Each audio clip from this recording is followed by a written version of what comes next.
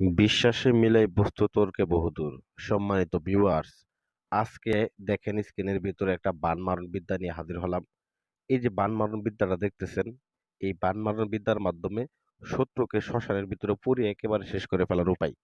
কিভাবে আপনার শত্রুকে মাত্র 3 দিনের মধ্যে মেরে ফেলবেন, একেবারে শেষ করে ফেলবেন, সে একটা উপায় নিয়ে আমি হাজির হলাম।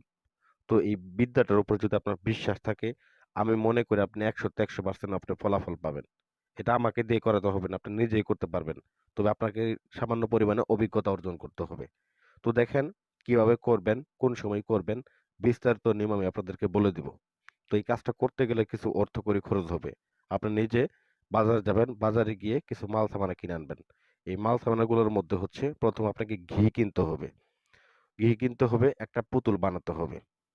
দ্বিতীয়ত হচ্ছে ঘিয়ের পরিমাণ হবে আপনার প্রায় ১ কেজির মতো ঘি কিনবেন।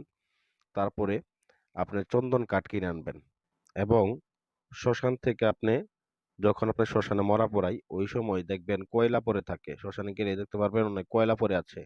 সেই কয়লা সংগ্রহ করে আনবেন এবং বাজার থেকে সাদা কাপড় কিনে আনবেন। তো কিনে আনার পরে আপনি শত্রুর নাম সংগ্রহ করবেন। শত্রুর নাম, শত্রুর বাবার নাম, শত্রুর মায়ের নাম। শত্রুর ছেলে হলে বাবার নাম, মেয়ে হলে মায়ের নাম সংগ্রহ করবেন। সংগ্রহ করার পরে এটা একটা মারাত্মক কাজ, মনে রাখবেন, খুবই ভয়াবহ কাজ, খুবই ভয়াবহ কাজ। খুবই সাবধানতার সাথে করবেন এবং সাধারণ লোকেও করবেন না ভাই, এটা অনুরোধ আপনাদের পায়ে হাত থেকে বলতেছি।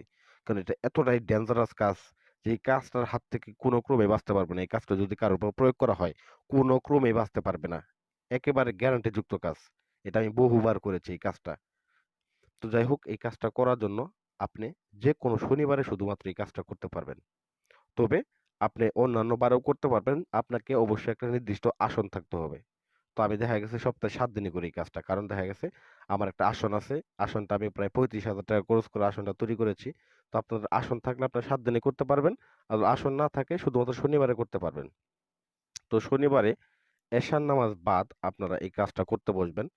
তো আপনারা প্রথমত পুতুলটাকে নিবেন এবং ওই যে কাফনের কাপড় বা সাদা কাপড় কিনে আনছিলেন, সেই সাদা কাপড়ের উপরে এই যে নকশাটা দেখতেছেন, নকশাটা অঙ্কন করবেন এবং শত্রুর নামটা লিখবেন, শত্রুর বাবার নামটা লিখবেন, মায়ের নামটা লিখবেন। আমি বলেছি ছেলের ক্ষেত্রে বাবার নাম লিখবেন, মেয়ের ক্ষেত্রে মায়ের নামটা লিখবেন। তো লেখার পরে অতঃপর যে আপনার যে কাজটা সেটা হচ্ছে এই পুতুলটার গায়ের ভিতরে আপনি ওই যে ঘি এনেছিলেন, ঘি পুরা পুতুলটার পুরা শরীরের ভিতরে ভিতরে ভালোভাবে লাগিয়ে নিবেন। এবং আরেকটা কাজ করবেন যেটা হচ্ছে একটা সাদা কাগজের ভিতরে আপনি নাম লিখবেন। শত্রুর নাম, শত্রুর বাবার নাম, মায়ের নাম এগুলা ঠিকানা সহ লিখে একটা তাবিজের মধ্যে ভরবেন। ভরে সেটাকে আপনি ওই পুতুলটার ভিতরে ভরে দিবেন। এই কাজটা করবেন।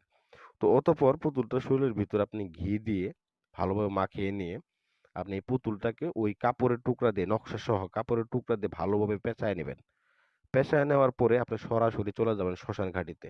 যেরকম ভাবে মানুষকে মরা পোড়ায়, হিন্দু জাতিরা মরা পোড়ায়, ঠিক ওইরকম ভাবে আপনারা চন্দন কাঠ দিয়ে, অন্য কোনো কাঠ না, শুধুমাত্র চন্দন কাঠ দিয়ে আপনারা এই মরা পোড়ানোর চাং তৈরি করবেন। চাং তৈরি করে সেই চাঙের উপরে পুতুলটাকে রাখবেন এবং পুতুলের উপরে আবার চাং তৈরি করবেন।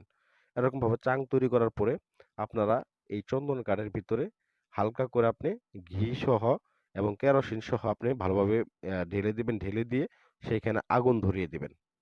আগুন ধরিয়ে দিয়ে আপনারা যখন এই পুতুলটা পুরা শেষ হয়ে যাবে, একেবারে পুতুলটা যখন পুরা শেষ হয়ে যাবে, ওই সময় আপনার যে ছাইগুলা থাকবে, এই ছাইগুলাকে একটা মাটির পাতিলের মধ্যে ভরে, ছোট্ট একটা মাটির পাতিলের মধ্যে ভরে নদীতে দিবেন ভাসিয়ে। কোনো কথা নাই। নদীতে ভাসিয়ে দিয়ে আপনি চলে আসবেন। এই পর্যন্ত আপনার কাজ। তারপরে আগামী ৩ দিনের মধ্যে আপনি বুঝতে পারবেন যে আসলে কি হচ্ছে, খেলাটা কি হচ্ছে।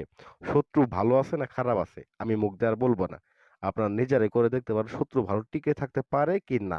শত্রু আমি জানি, কারণ এই যাবৎ যে কটা কাজ করেছে এই বিদ্যা দিয়ে একটা কাজও মিস হয় নাই। ঠিক আছে? শত্রু একেবারে শেষ হয়ে গেছে। তো আপনি যদি এই কাজটা করেন অবশ্যই ধৈর্য সহকারে, সাবধানতা সহকারে শরীরটাকে বন্ধ করে করবেন। অবশ্যই অভিজ্ঞতা ছাড়া এগুলা কাজ করবেন না। ঠিক আছে? কারণ হুট করে দেখা গেছে যে জীবনে ১ম বার করতে গিয়ে ভুল করে নিজের ক্ষতি ডেকে আনবেন। তো যাই হোক ভিউয়ার্স, আশা করি ভিডিওটা ভালো লাগবে। ভালো লাগলে লাইক করবেন, কমেন্ট করবেন এবং দেখেন এখানে স্ক্রিনের ভিতরে নাম্বার আছে। কোনো পরামর্শ লাগলে অবশ্যই যোগাযোগ করতে পারেন। আসসালামু আলাইকুম ওয়া রাহমাতুল্লাহি ওয়া বারাকাতুহু।